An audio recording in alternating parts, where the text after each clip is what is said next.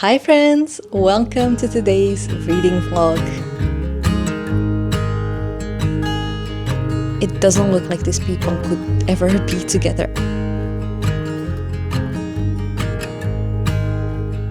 I'm really excited for today's vlog because not only am I going to be reading a recent release, which I have been looking forward to reading for quite some time now, and I'm very intrigued about it, but also I have so many fun activities planned for this vlog. So I really hope that you can join me today and we can spend a couple of fun days together. And the book that I'm going to be reading, I'm very intrigued about because it is none other than Great Big Beautiful Life by Emily Henry. This is her newest release. So far, the reviews have been 50-50 on this book. A lot of people really love it and some really strongly dislike it, so I'm very curious to see what I think about it. As far as I know, this book leans a lot more to literary fiction than romance, which typically Emily Henry, if you don't know, is a romance writer and she has been very popular for her romances. So I'm very interested to see what I think about this book. I feel like I might really like it because I'm not primarily a romance reader. I do enjoy a romance subplot a lot, but I don't read that many romances. So I feel like this one might actually work for me better than her other books. We will see. One thing I have to say is that not all Emily Henry books worked for me in the past. I did enjoy some of them, but not all of them. For example, I really didn't like Happy Place, but also I am someone who really doesn't like second chance romance as a concept. So maybe that was the reason. Beach Read was fun, but not an amazing 5-star for me, but it was a good time. And then I actually really loved Book Lovers. I think that is my favorite Emily Henry book thus far. So we will see if Great Big Beautiful Life is going to beat it or not. I'm going to be reading it on my Kindle because the new hardback is like $40. Come on. That's not okay. I really hope that I have a good time reading this book. Otherwise, as I said, I have quite a few really exciting plans for the next couple of days. I'm going to be traveling. I'm going to be doing some spring activities such as Tulip Festival, which I'm really looking forward to. So let's jump right into the video. Let's get some reading done and I will keep you updated on how it goes.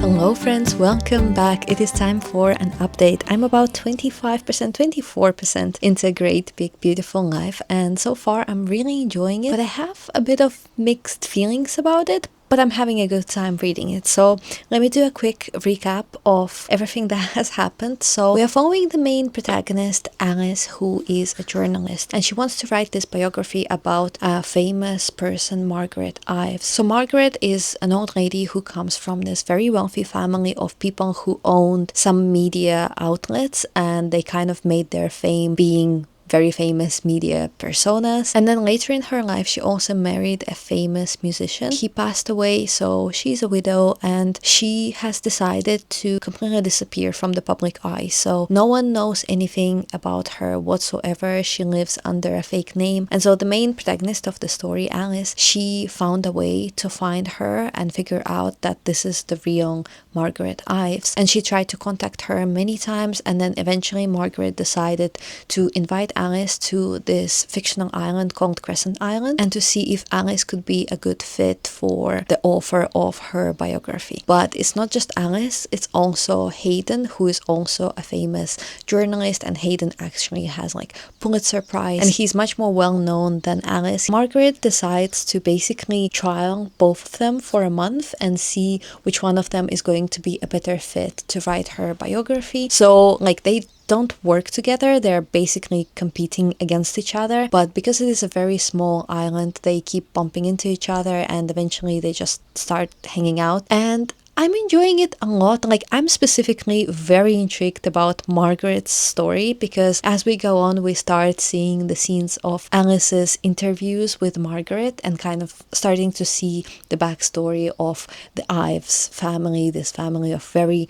public figures who were extremely wealthy. I'm actually really intrigued about this storyline, and I feel like I'm enjoying it more than the romance. And so far, there were some hints of attraction, but I have to say, at the very beginning of the book, it doesn't look like these people could ever be together at all. Like, I was so confused as to how they would ever end up together, because it's just, there was nothing, not even like the basic pleasant chemistry. There was nothing. However, now that we're a little bit into the story, and now that they have seen each other multiple times and spent a bit more time together, unavoidably, because they live in this very small island where essentially there's like only a few places where you can go, so you would inevitably bump into each other. Now that they hang out a bit more, I can kind of see better the possibility of them getting together, although still I'm not 100% convinced. And honestly, I'm just like not really interested in the romance part of this book at all. I'm more so interested in Margaret's storyline, but also to see which one of them is going to end up writing the biography. Is it going to be them being co-authors or none of them? Like, I'm really curious, because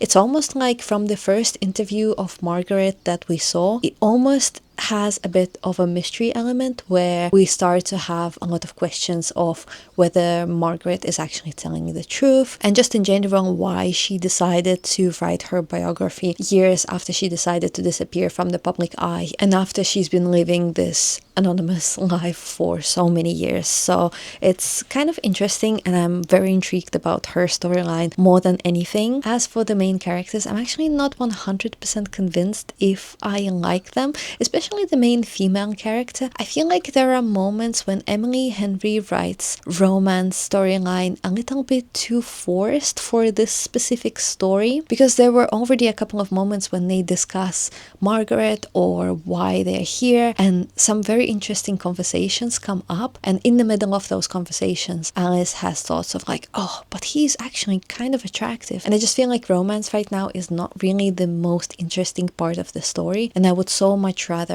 they focused on the mystery and kind of also working, well, they're not working together, but just working on this big project for themselves, and then hanging out and the romance coming naturally. Right now, it doesn't feel like this romance storyline is coming naturally to them. It feels a bit forced. So I'm not really into it, but then from the reviews that I heard of this book is more so literary fiction than it is romance, which actually I'm really enjoying the story. I just don't feel like there is that much space for romance as of yet, maybe later on. So we will see how it goes, but I'm having a good time. I'm flying through this book, like I'm reading it very fast, and it is very engaging. Like, I want to keep reading whenever I have any spare moment, which is really nice. It's always lovely to, you know, have a book that you just want to fly through. So I'm enjoying it. It's fun. It's interesting. I'm really glad that I picked up this book right away after it got released, because it does feel like a perfect book for springtime. It is technically like summertime, I think, on the Crescent Island right now. So yeah, it just feels like a very summery, very fast-paced type of read, and I'm enjoying it a lot. Also, I am currently traveling on Vancouver Island, and it is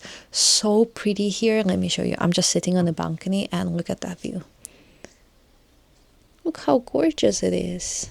It's so nice here. So anyway, I'm going to be doing a bit more reading of Great Big Beautiful Life.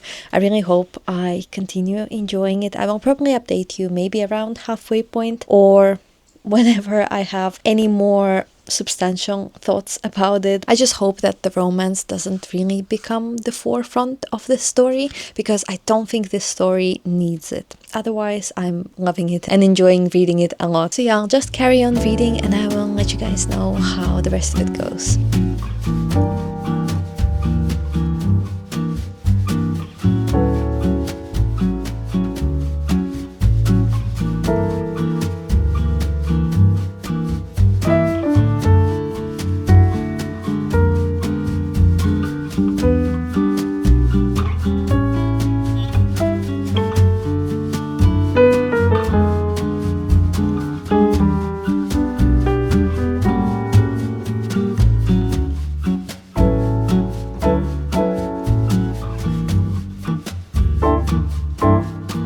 I just made a little more progress, but something that a little bit annoys me about this book, you know how in all romances there's always these guys who are like 7 feet crazy tall, and then all the girls, they're like so tiny, and they're just so cute and they're just so small.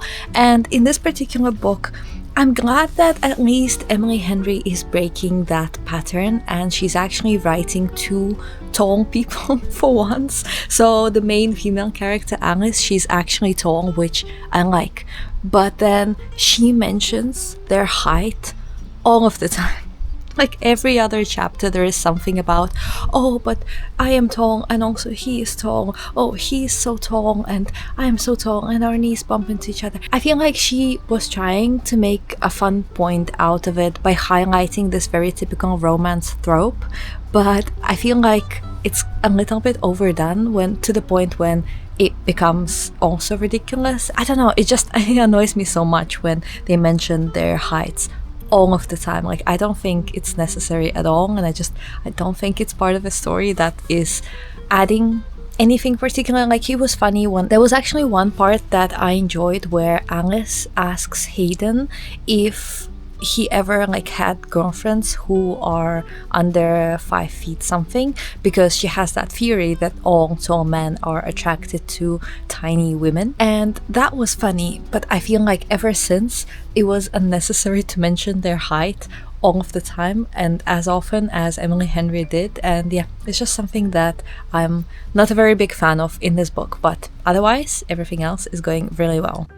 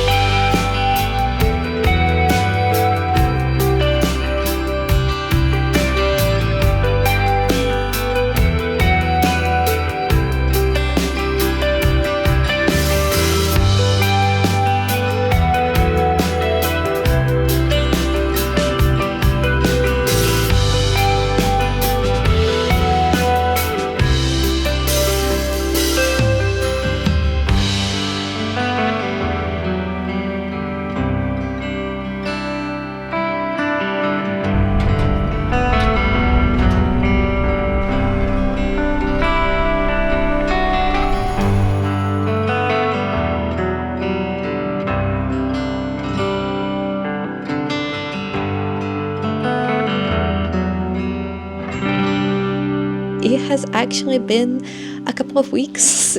Oh, bless you. It has actually been a couple of weeks since I finished Great Big Beautiful Life by Emily Henry, and I've just been so bad at sitting down and giving you the final update, but we are here now, okay? And let's talk about it. I do have a lot of very mixed feelings about this book, and I enjoyed it in general. It was a fun time. I liked it, but it was definitely not Emily Henry's greatest book that I've read. And I do think that this book was kind of weirdly structured, and it was missing a lot of the things that Emily Henry does so well, specifically like the emotional banter. There was none of it. There was tension between the characters, but there was no progression of how they connected to each other. One day they hated each other and they were kind of enemies fighting for the same job, and then next day all of a sudden there's all this tension between them and they want each other and they are building this relationship. How did we get from point A to point B? I have no idea. That was kind of unfortunate, and I think that's also why people say that this book is a lot less romance heavy than any other Emily Henry book. But I do think that them spending time together and their relationship is a very big part of the book. So I wouldn't necessarily say that it's not romance heavy. I think it is, but I think that there is no emotional connection. It's more physical connection between them. As for the second storyline of this book, which has all to do with Margaret, I actually didn't find that part boring. I really enjoyed it, and I was very intrigued to see where this Margaret mystery is going to take us. It was quite fun to read about it, but I do think that two stories didn't quite intertwine well enough and work together. It was very much as if you're reading two parallel stories and two books that have pretty much nothing to do with them. And even though at the end there is this big plot twist that connects the two storylines, it still feels forced. Also, it feels very heavily inspired by Taylor Jenkins Reid